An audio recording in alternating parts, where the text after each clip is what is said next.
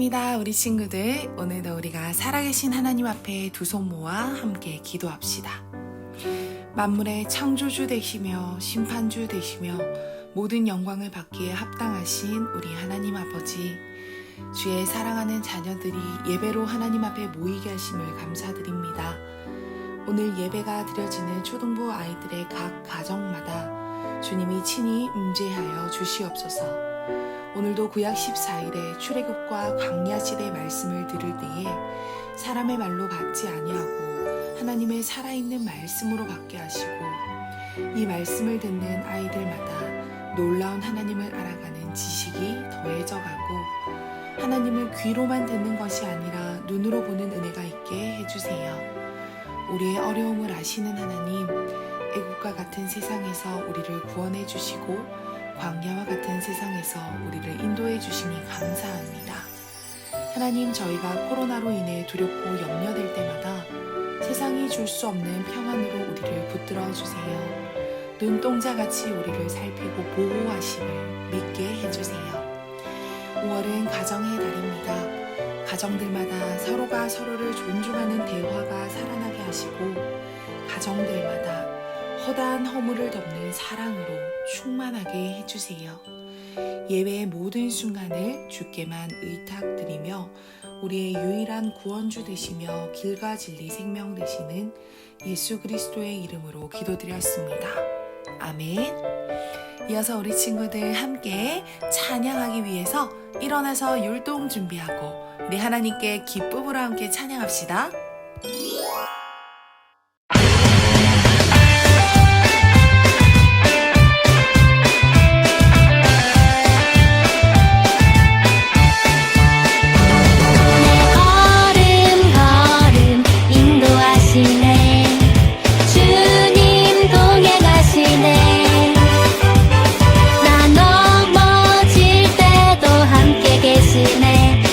넘어지고 일어나게 하시네.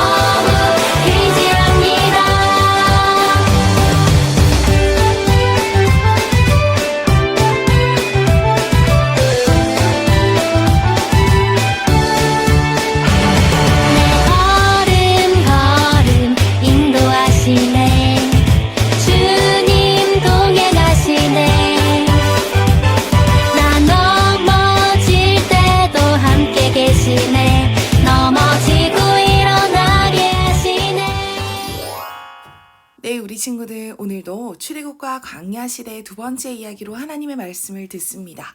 우리 지난 시간에 이어서 출애굽과 광야 시대 주제 4가지 중에 첫 번째 주제인 출애굽에 대해서 한 번 더 마무리하는 시간을 가질게요. 오늘의 주제는 그래서 바로 이 3가지인데요. 바로 첫 번째로는 유월절, 그리고 두 번째로 하나님의 인도하심, 그리고 세 번째로 홍해를 가르심에 대해서 배워보도록 하겠습니다. 여러분, 오늘 첫 번째 이야기를 함께 읽어보도록 하겠습니다. 우리 여기 보이는 큰 글씨로 된 부분을 함께 읽을게요. 시작! 하나님은 오직 하나님의 방법과 하나님의 은혜로 우리를 구원해 주십니다. 여러분, 여기 나와 있는 이 10가지 그림은 바로 지난 시간에 배웠던 10가지 재앙입니다. 이 10가지 재앙은 애굽의 우상들을 심판하시고 이스라엘이 하나님의 선택한 백성이고 하나님만이 창조주이시며 심판주이심을 드러낸 재앙이었지요. 그 중에 바로 오늘 이 10번째 재앙에 주목하고자 합니다. 이 10번째 재앙을 기억하나요? 출애굽기 11장부터 12장에 나왔던 재앙인데요. 바로 처음 난 것들, 다른 말로 장자의 죽음이었습니다. 이 재앙은요, 애굽 사람뿐만 아니라 이스라엘 사람까지 모두를 대상으로 하는 재앙이었지요. 이 재앙의 내용은 어떤 것이냐면 바로 모세가 이스라엘의 모든 장로를 불러서 그들에게 말하는 것입니다. 바로 무엇을 말하냐면 그들에게 어린 양을 택하여 유월절 양으로 잡으라고 말하는 것입니다. 여러분, 이렇게 아무런 죄가 없는 유월절의 어린 양을 사람이 잡는 것입니다.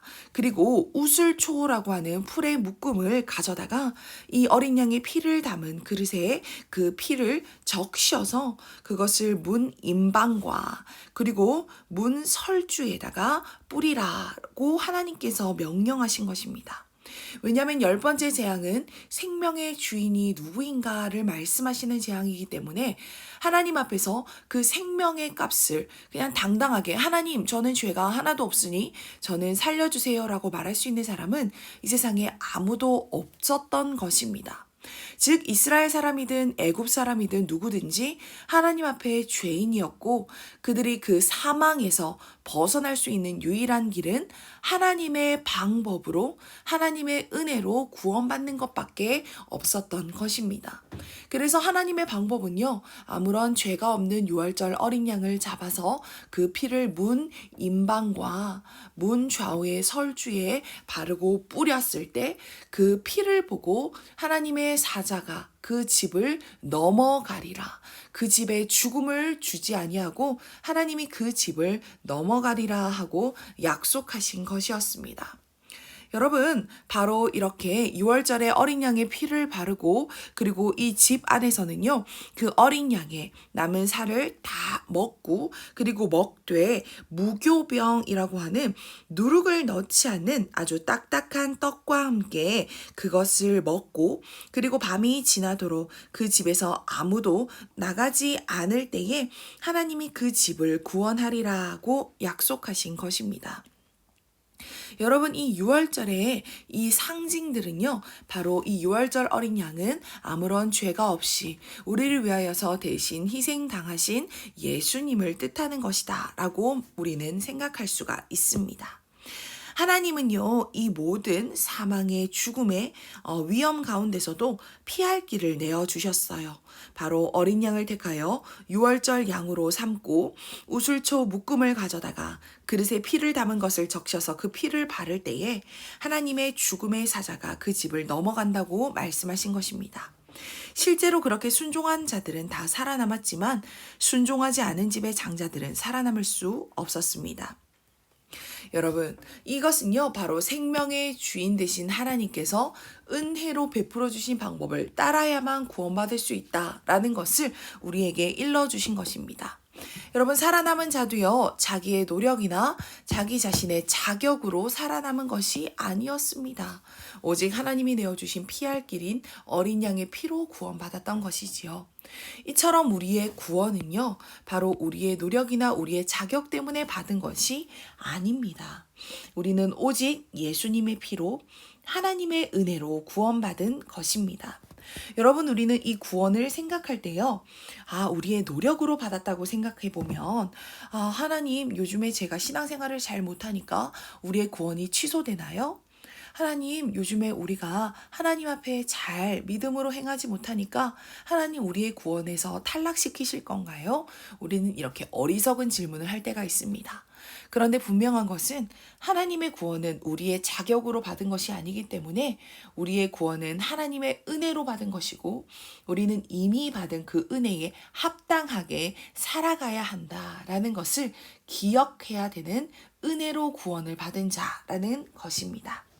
여러분, 이 유월절 사건을 통해서 하나님은 결국 바로에게서 하나님의 백성을 이끌어내시는 항복을 받게 됩니다.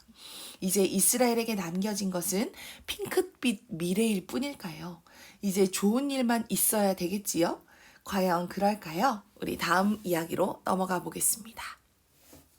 두 번째, 우리 큰 글씨를 함께 읽어볼게요. 시작.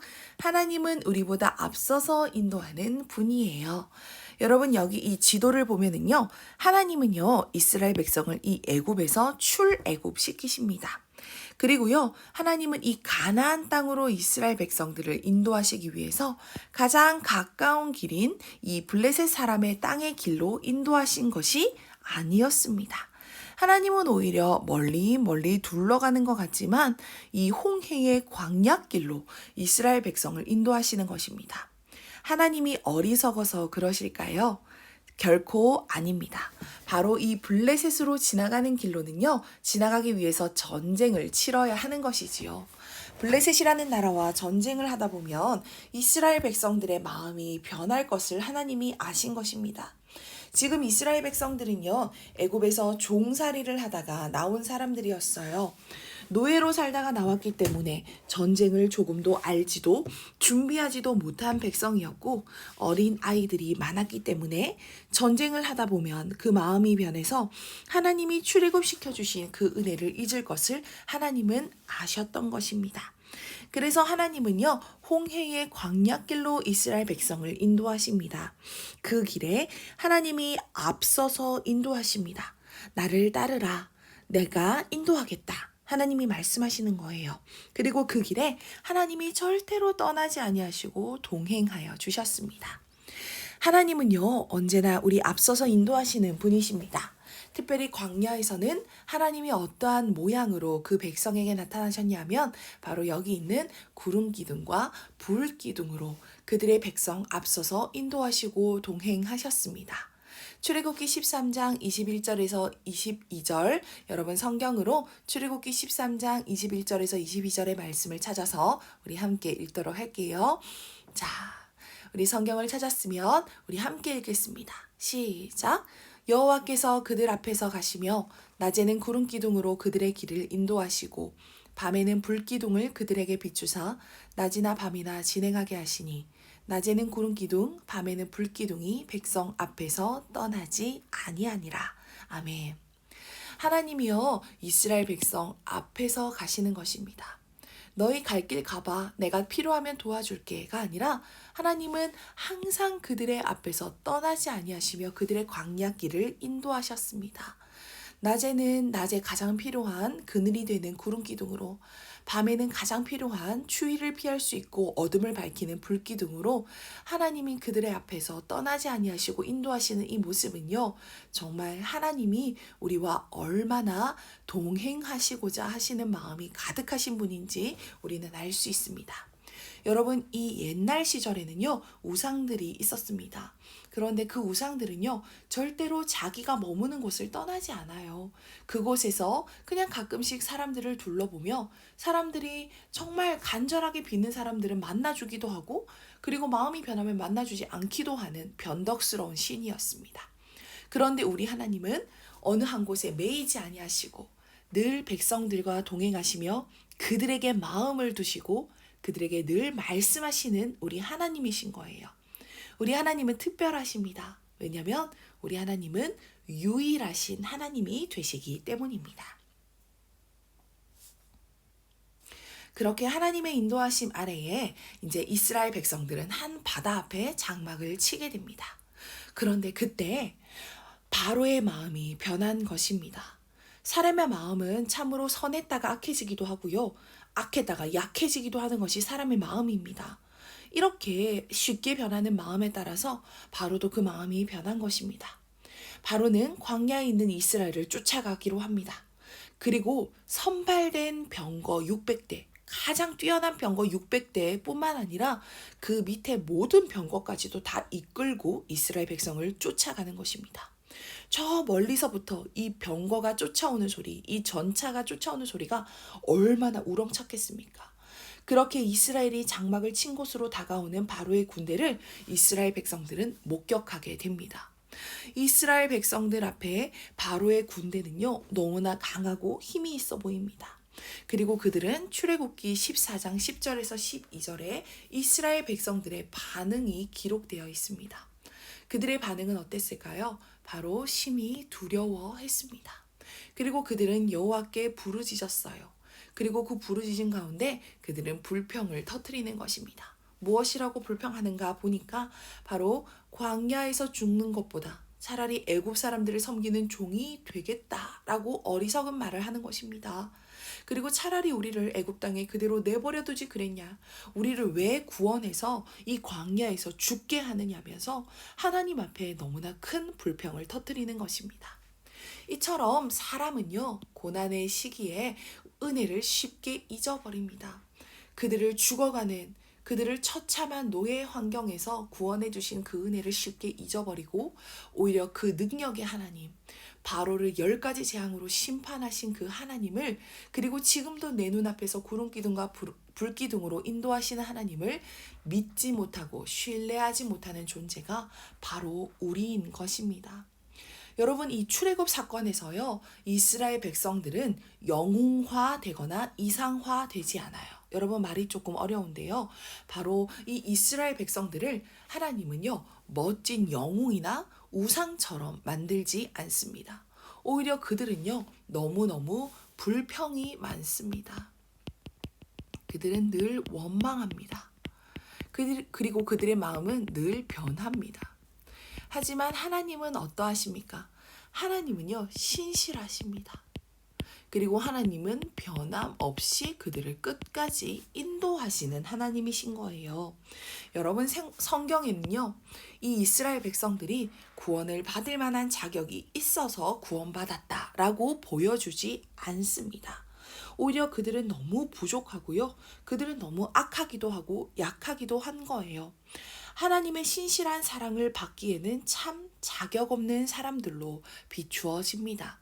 있는 그대로 보여주고 있는 것이지요. 하지만 하나님은요, 정확하게 하나님의 때에, 하나님의 방법으로 하나님이 역사하시는 것을 신실하게 보여주십니다. 그리고 결국 이스라엘 백성을 통하여서 하나님은 영광 받으시는 분이신 것입니다. 여러분, 우리가 하나님을 믿어주는 것처럼 착각할 때가 있습니다. 우리가 자격이 있어서 구원받은 것처럼 착각할 때가 있습니다. 그런데 모세는요, 그러한 이스라엘 백성에게 이렇게 선포했습니다. 바로 이 선포는 오늘 우리에게도 동일하게 적용이 되어야 되는 선포인데요. 바로 세 번째, 큰 글씨를 함께 읽어보도록 하겠습니다. 시작. 하나님은 우리를 위하여 싸우시는 분이에요. 출애굽기 14장 14절의 말씀 함께 읽겠습니다. 시작. 여호와께서 너희를 위하여 싸우시리니 너희는 가만히 있을지니라. 아멘. 모세는 하나님의 마음을 우리에게 이렇게 전달합니다. 하나님은 너희를 실패로 이끄는 하나님이 아니다. 하나님은 너희를 광야에서 죽게 하려고 이끌어내신 하나님이 아니다. 하나님은 오늘 너희를 위하여 싸우시는 하나님인데 그 앞에 너희는 가만히 있어라고 우리에게 말하는 거예요.